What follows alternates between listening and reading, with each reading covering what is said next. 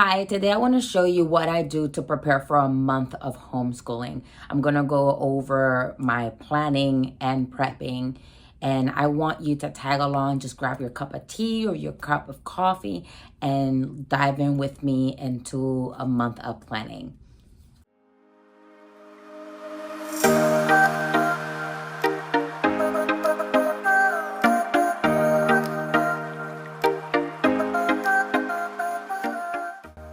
I divide my planning into three sections, 3-month sections. Because we are at the end of the year, I'm only doing July and August, and I separate them by subjects. Every color that you see on this notebook is a specific subject. So practical life, sensorial, science and history and culture, language, art, Bible, and mathematics. I go over the curriculum that I currently have. I cannot show you because of copyright reasons, but in my curriculum, everything is in order. As soon as they master a specific lesson, they can move forward into the next lesson. After going over my curriculum, I identify what my children need more time with and any new lessons that we can start, and I go just in order from one subject to the next. After I'm done going over every subject and writing down every lesson that we're going to be going over for July and August, I like to make a list of materials and activities per lesson. And I use the same order. I go back to the lesson, see if I need to bring something out, if I need to make something, if I need to buy something, and I write it down. That way I keep an organized list of the things that I need to get done before the month begins. Next, I go over both of my children's records. In this binder, I keep a record of a yearly overview every month with every lesson that we went over. And again, I like to keep this color-coded, following the same colors for the same method for Montessori. The same colors that they use are the same colors that I use in everything that I do. Everything is divided in section with a yearly overview. Every section has a yearly overview. I do have a reading log in language art. As you can see, I like to keep track of every book that we've read. And this part here, I do it so I will write down on the side with the highlight spring and all the books that we read during spring, so on and so forth. Both the yearly overview page and the reading log page I found for free on Pinterest. I like to save as much money as I can. I only spend money if I find it necessary. But if not necessary, I first like to check if I can get anything for free. If not, I try to see if I can make it myself. Or if I'm too lazy or I'm too busy, then I'll purchase. I like to keep a very thorough, organized binder, so if when I come back, it's easy to understand. You'll see that I have tests in here, lessons that I've done. In Montessori, we don't move forward until mastery. Unlike traditional school where, you have a certain time to learn something and you get graded A through F. I truly enjoy the Montessori method of learning, and I enjoy that I can speed up and go as fast as my children go or slow down. And I can rest assured that once they are done, I know that they've mastered the lesson. I do review lessons from time to time. Now, this is the checklist that my curriculum has provided to keep track of the lessons. So I write down when the lesson was introduced and also write down when they've mastered a specific lesson. You may wonder why I keep both checklist and binder. There are certain lessons that I do add that are not in the Montessori curriculum, and I like to keep both records of mastery. You will notice that the lighting will change, and that's because it takes me days to get everything done for a month, and you'll see that reflected in the video. Now that I make sure that everything was recorded for the previous month, I've gathered the lessons that I'm going to do. It's time to go over the materials and activity for the next month, which is July. And I like to keep everything in order. So first I'm going to start with practical life. And we are going to talk about the environment. So I got this birdhouse kit for my children. We do have a garden. I try to teach my children to love nature. So we're going to put up these birdhouses that they're going to make. And I bought this one on Amazon. I will have the links for the materials that I purchased in my description down below. If you're interested, you can check them out. It comes with everything you need, from the instructions, the paint, the brushes, a little tray, and the wood. Moving on to science, we're going to be focusing on reptiles with a focus on turtle information. So I got this set of turtle life cycle from LTC Safari, I believe. Again, the link is down below. It's I love this set, and I love LTC Safari because the animals are very realistic. And I knew I was saying that wrong. That's actually Safari Ltd. We will be going over turtle information and the life cycle of a turtle. So this set is perfect. Along learning about turtles, I have these 2 books that I've already owned, I think, for 2 years now, that talk about a turtle's life. Next, I have this book that I also had for probably several years. And this is perfect because it will be 2 lessons in one, learning about the environment and taking care of the environment and how important it is. And also talking about a turtle's life and how keeping a dirty environment endangers the life of sea animals. This summer, we plan to take a trip to the beach and do a beach clean. I want to teach my children to care for the planet that God gave us, to be good stewards, not only in time or money, but also in our environment.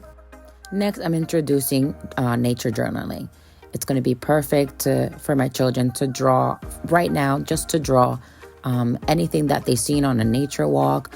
If we went on a field trip, a lesson that they learned about nature, this is a great way to have our children interact and keep them excited and engaged. With nature journaling, I want to show you what we're using this year. This is Nature Anatomy by Julia Rothman.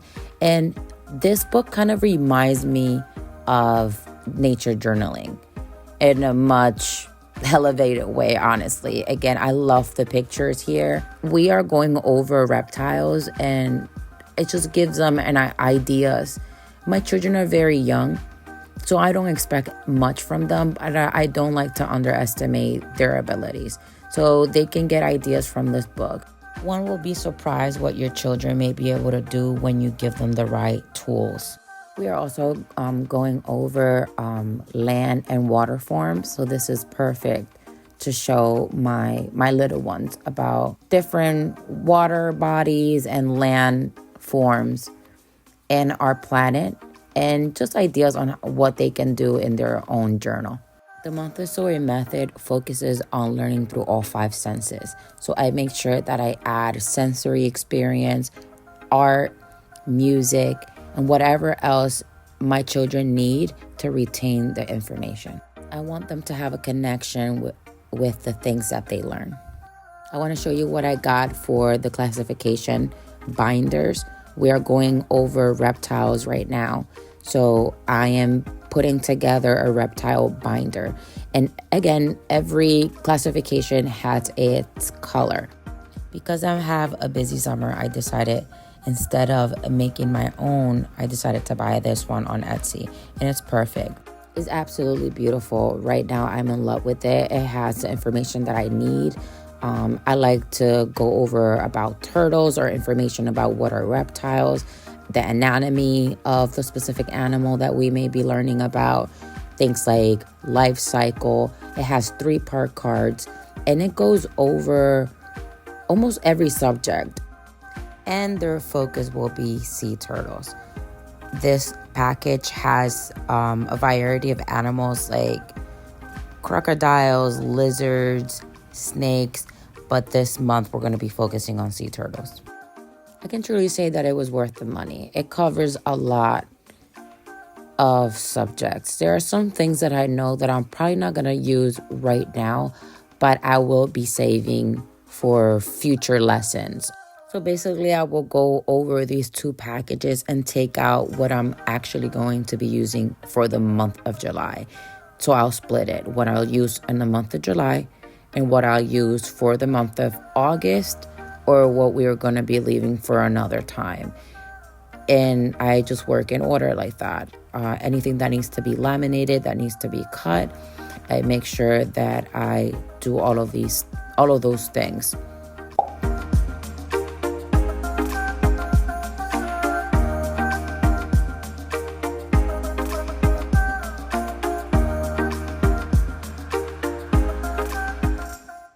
And I want to show you what the folder looks like. This is the reptile, and this is the first time we're learning about reptiles. So as you can see, just putting together things about reptiles, what are reptiles, a main page. And because we are focusing on turtles, you also see information about turtles, a picture about turtles, and everything that we will need, like life cycle or the anatomy of a turtle, will go all in this folder. And as we go through the years, any reptile that we'll learn, it will go in this folder, and it will always be available for my children to go over and review.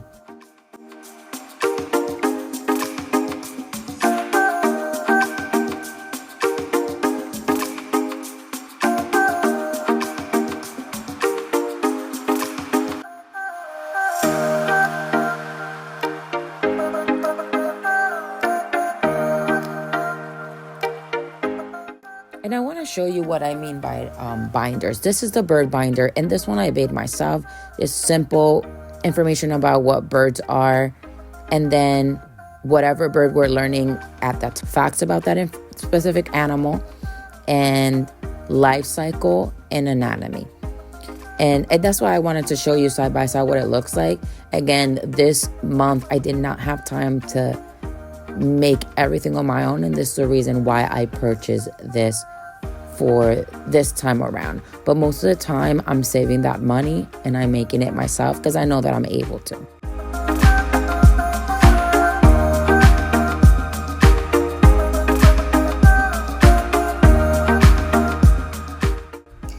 Moving on, I want to show you what I do for planning a summer unit.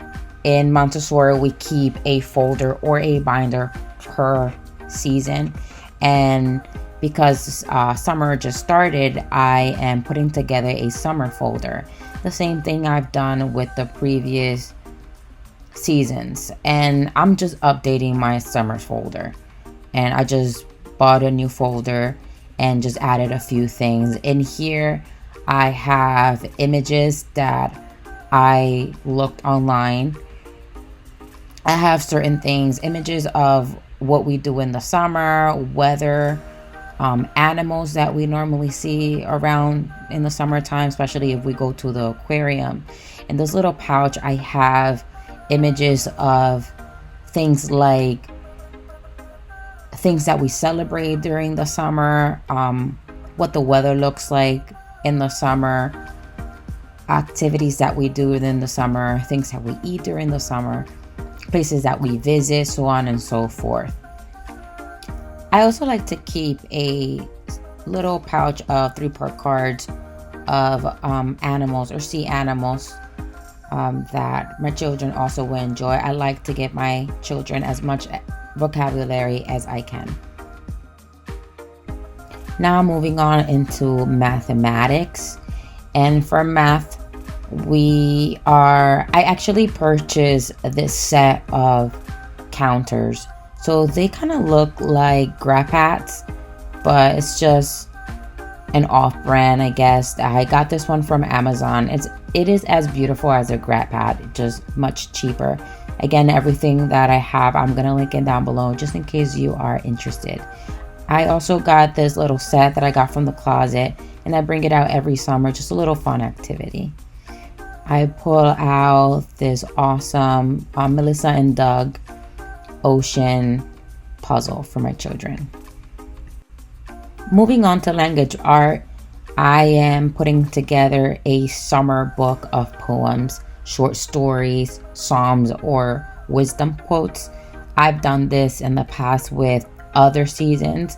I like to enrich my children with literature.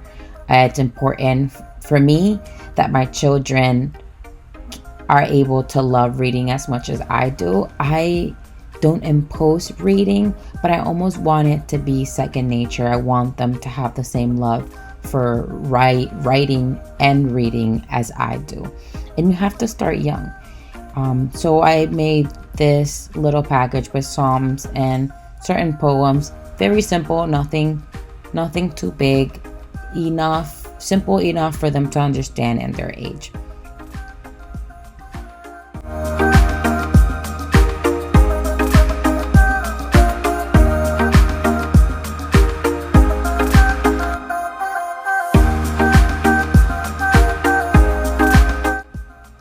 And I want to show you what I mean.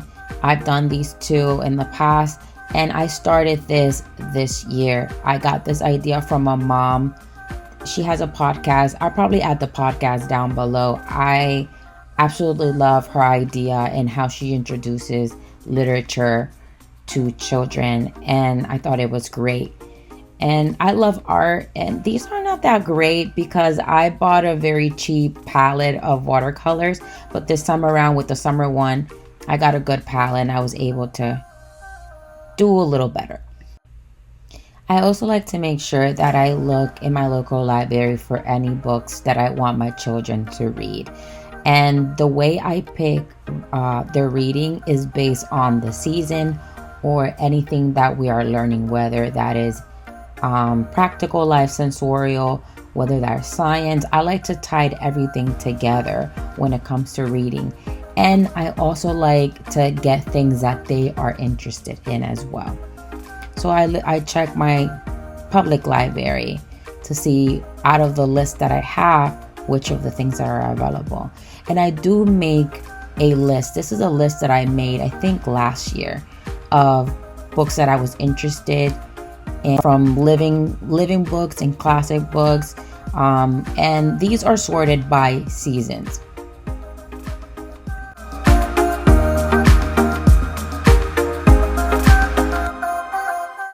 You're gonna see my little one trying to grab my paper off of my hand. I try to find the time to plan, whether that is during the day when my kids are probably having quiet time, or they are playing, watching TV, or most of the time I do my planning during the night. Now that I have everything that I need for the month of July, I go ahead and put everything down in my planner. The reason I do everything in a separate notebook before I add it to my planner is because just in case I need to change something. Maybe I wasn't able to get something done for that month. I don't want to have to scratch it off. I do like my planner to be as clear as it can be. And as you can see, I use the same method. I use the color coded to indicate every subject. I also color code my children. My daughter is in pink and my son is in blue. And that way I don't have to write their name and I save space. I know what lesson goes for each of my children, and I do this for every subject.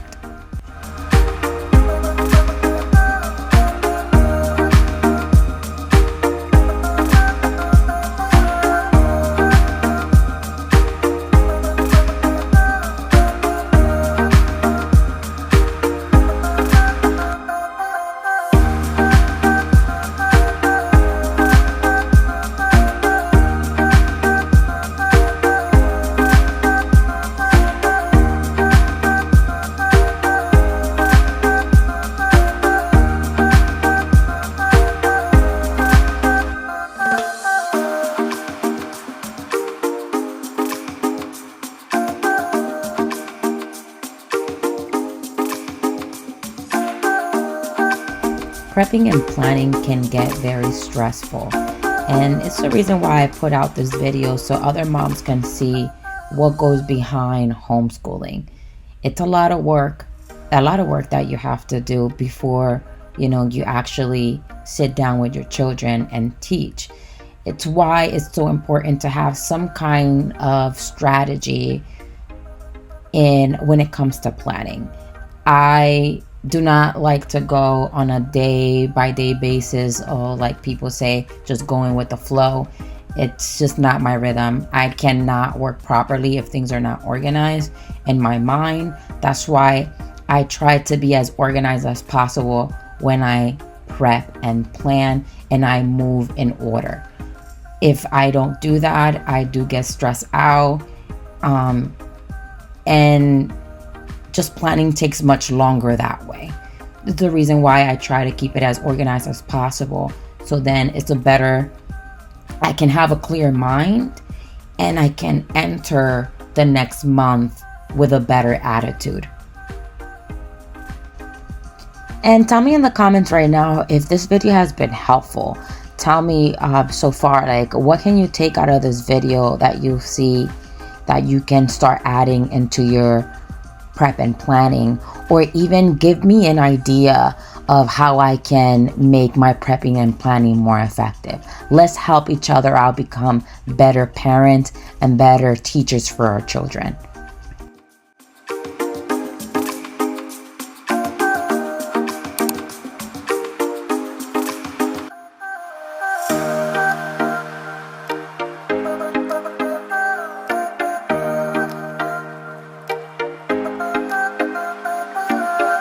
In this section of my planner, I write down the books that they are currently reading. And this I do as the month goes by, so that at the end of the month, when it's time to log everything into my record binders, I have every book that they've read in that month. Now that I have everything organized on paper, the planner is ready, it's time to put every activity, every lesson away. As you can see here, I'm just putting everything in the shelves. I do have the shelves organized by subject. Again, a shelf for science, a shelf for language arts, so on and so forth. You'll see that I'm going to put every folder, every binder away into its designated area. And we like to keep everything organized. It's just better for my mind and it's better for their minds as well. Now, if you want a tour of what my homeschool space looks like, please tell me in the comments. I'll be happy to show you my homeschool area. And finally, how do I organize my weekly assignments? Now that my monthly is organized, everything is put away, how do I put everything together bi-weekly? What I like to do in the weekly section, I like to pick out of the month the things that need priority in that certain week, and I like to make a list on the side of my planner. Once I have a list of the things that I know that I want to go over on that specific week, I reverse plan day by day. I do not say, okay, Monday I'm going to go over this and that. I wait for Monday, and on Monday I decide, okay, what needs priority today. And once I'm done with that specific lesson, I use the reverse planning method and I jot down everything that we got done that day.